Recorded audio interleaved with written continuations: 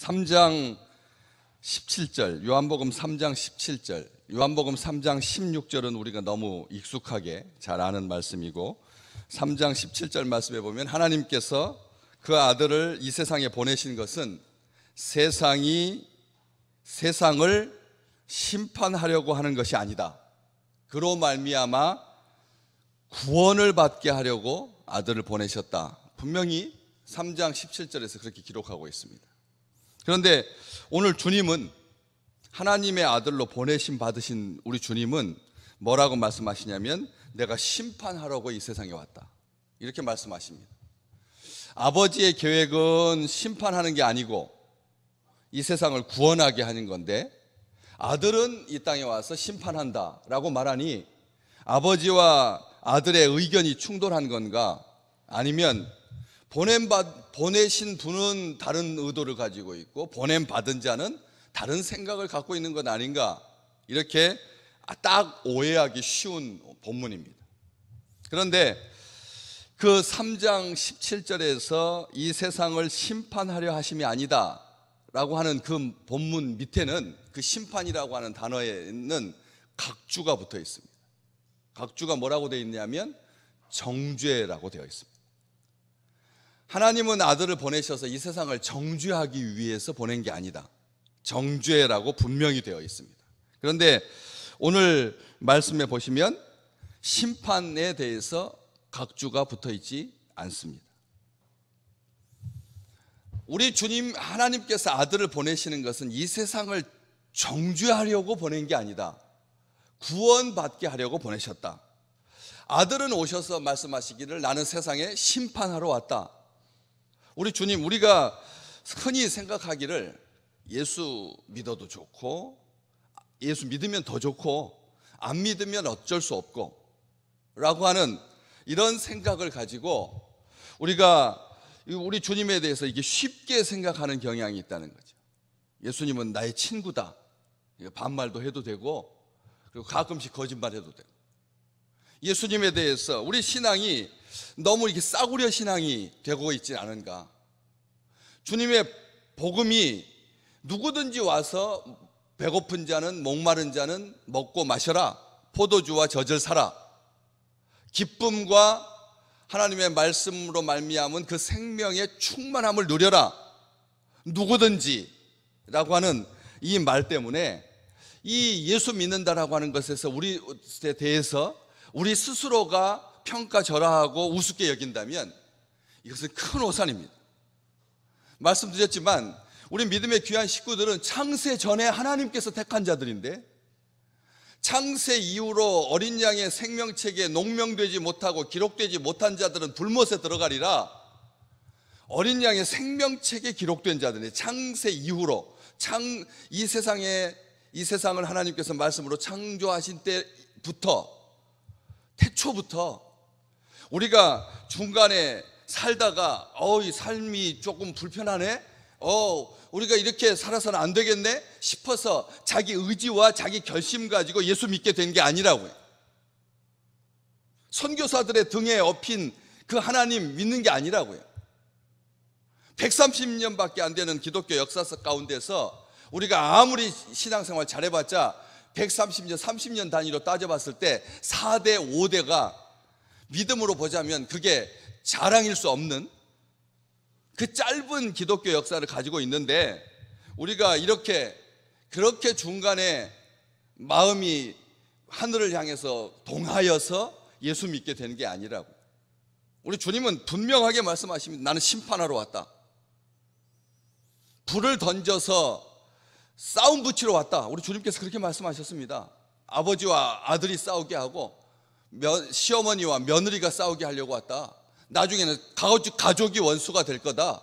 주님께서 분명히 말씀하셨습니다. 이 말씀은 우리 주님께서 이 땅에 오셔서 이간질 붙이려고 왔다는 말이 아닌 거죠. 이간질 붙이려고 하고, 그리고 죽이려고 하고 멸망하게 하려고 하는 것이 아닙니다. 심판이라고 하는 것은 양과 염소를 가르듯이 분명하게 예수 믿는 자와 안 믿는 자를 나누게 될 거라는 겁니다. 보지 못하는 자들은 보게 하려고 하는 것이 심판이다. 여러분, 이게 무슨 심판입니까? 축복이죠. 보는 자들은 맹인이 되게 하려고 왔다. 이게 심판이지. 우리는 기억하셔야 됩니다. 심판이 옳고 그른 것을 판단하는 그런 심판, 이것은 이 지상에 우리 주님께서 판관으로 세운, 재판관으로 세운 사람들이 우리 곁에 가까이 있습니다. 나이가 너무 어려서 30대 초반에 판사가 되어가지고 70, 80 먹은 고령의 어르신들을 뭐 이렇게 일어났다 앉았다 반말 툭툭 던지면서 하는 것이 불편해서 적어도 40대 정도는 돼야 된다, 어떤 판단의 경험이 있어야 된다 해가지고 그것을 우리가 더 끌어올리는 그런 상황에 있을 뿐이지, 우리 주변에 그런 제도로 악과 선에 대해서 판단할 수 있는 자들 충분히 주셨습니다. 우리 스스로도 악과 선에 대해서 판단 못할 사람은 아무도 없습니다.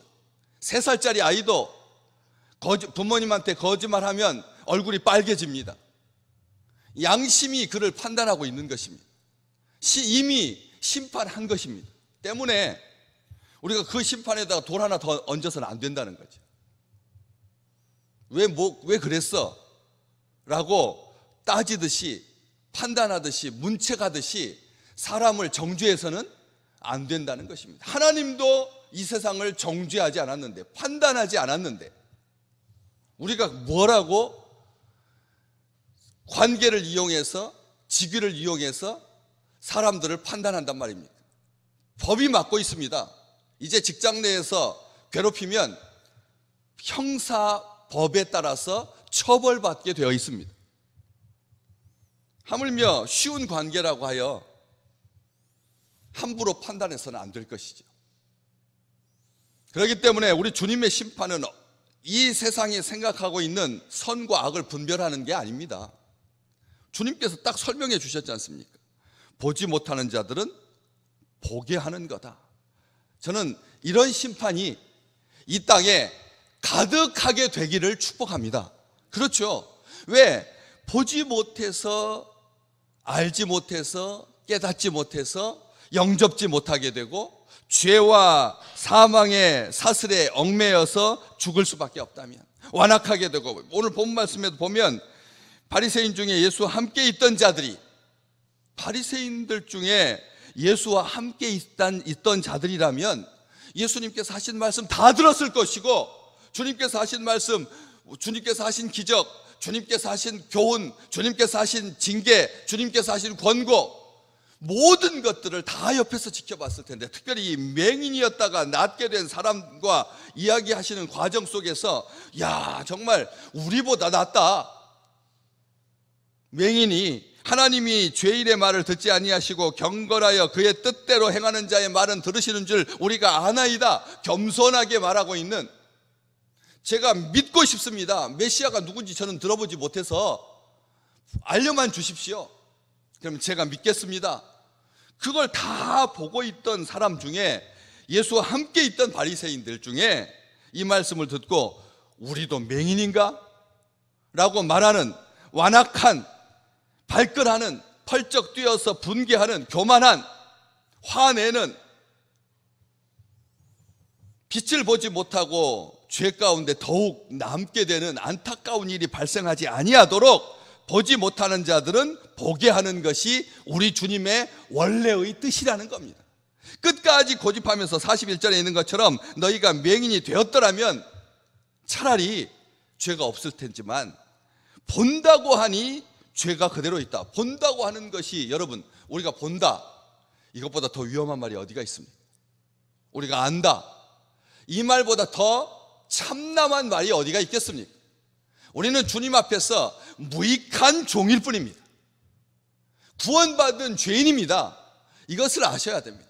우리가 누군가 판단한다, 누구를 안다, 강대상에서조차 태극기와 촛불을 이게 언급한다라고 하는 것이 성도들을 반으로 쪼개는 일인데, 안 그렇습니까? 안 그렇습니까?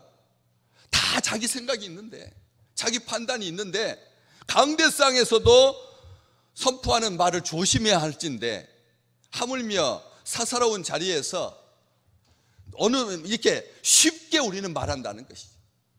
이게 본다고 하는 것보다 더 위험한 일이 어디가 있겠습니까? 내가 해봤다라고 하는 것보다 더 웃기는 말이 어디가 있겠습니까?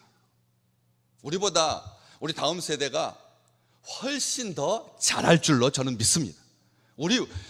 우리가 판단하고, 우리가 배려하고, 우리가 아껴주고, 우리가 안다고 말하고, 참견하고, 말 하나 더 놓고 하는 것도 조심해야 된다는 것이죠. 본다고 억지를 부려서는 안 된다는 것입니다. 이것이 결국은 예수 그리스도를 영접지 못하게 되는 이 안타까운 상황에 이르게 되었기 때문에 우리 주님께서 마태복음 18장에 차라리 너희 눈이 믿음에 방해가 된다면 어떻게 하라고요? 뽑아버리라고 하셨거든요. 너희 눈이 믿음에 방해가 된다면 차라리 뽑아버리는 게 낫다. 또 소경이 소경되어 인도하는 것보다 어리석은 일이 어디가 있겠느냐? 이것은 스스로 의롭다라고 자처했던 사람들에게 경고해 주시는 비유의 말씀이었거든요. 본다고 하니까 고의로 빛을 거부하게 되고, 따라서 마태복음 6장에서 말씀해 주신 것처럼 너희에게 있는 빛이 어두우면 그 어둠이 얼마나 더하겠느냐? 오늘 본문 말씀에도 너희 죄가 그대로 있느니라. 하나님의 진노 아래 머물게 되는, 본다고 말하는, 차라리 저는 알 수 없습니다. 저는 보지 못합니다. 주님, 뜻대로 하여 주시옵소서. 간구할 때조차도 우리가 간구할 수 있다, 누군가를 위해서 중보할 수 있다, 사실은 그건 맹랑한 것이죠. 사실은 우리가 나라와 민족을 위해서 기도하지요. 금요일 교회와 성도의 가정을 위해서 기도하고요. 그럴 때 기도할 때 정말 주님의 마음을 가지고 나라를 내 생명에 있는, 내 몸속에 있는 태중에 있는 아이처럼 그렇게 간절한 마음으로 기도하던가요? 어떨 때는 습관으로 기도하기도 하고, 어떨 때는 건성으로 기도하고, 어떨 때는 알지 못하면서도 아는 척 기도하잖아. 실상은 그게 아닌데 말을 바로 앞에다 두 사람을 놓고 이야기해도 이 사람은 알아듣고 이 사람은 얼어듣는데, 우리가 무엇을 본다 하겠습니까? 무엇을 안다 하겠습니까? 철저하게 보지 못하는 자들로 남아서 우리 주님께서 보게 해주시기를 주님의 이름으로 축복합니다.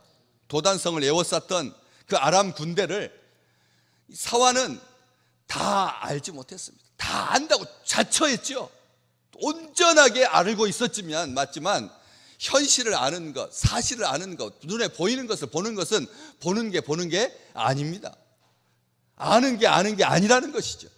듣는 게 전부가 아니라는 말씀입니다. 우리 귀를 거듭나게 하시고, 우리의 눈을 거듭나게 하시고, 우리의 입술을 거듭나게 하셔서 오늘 또 하늘 위를 볼 수 있는, 구름 바로 위는 태양이 반짝 빛나고 있는데 그 밑은 칠흑 같은 어둠 속에서 장대비가 쏟아지고 한 치 앞도 내다보지 못하고 일렁이는 바람 속에 우산 하나 제대로 펴지 못하는 것이 우리 인생인데, 오늘 그 위쪽에 태양처럼 밝게 빛나고 계신 빛이신, 참 빛이신 예수 그리스도, 겸손히 주님을 영접하게 하는 눈을 감은 자들, 눈을 못 뜬 자들을 뜨게 하시는 새로운 생명의 빛에 오늘 또 풍성하게 참여하게 하시는 참빛이신 예수 그리스도를 믿게 하시고 하나님의 자녀가 되는 권세를 우리에게 주신 그 놀라우신 주님과 함께 같이 보는, 우리 주님을 통해서 역사를 보고, 주님을 통해서 관계를 보고, 주님을 통해서 일과 행사를 보는 복된 날이 되시기를 주님의 이름으로 축복합니다.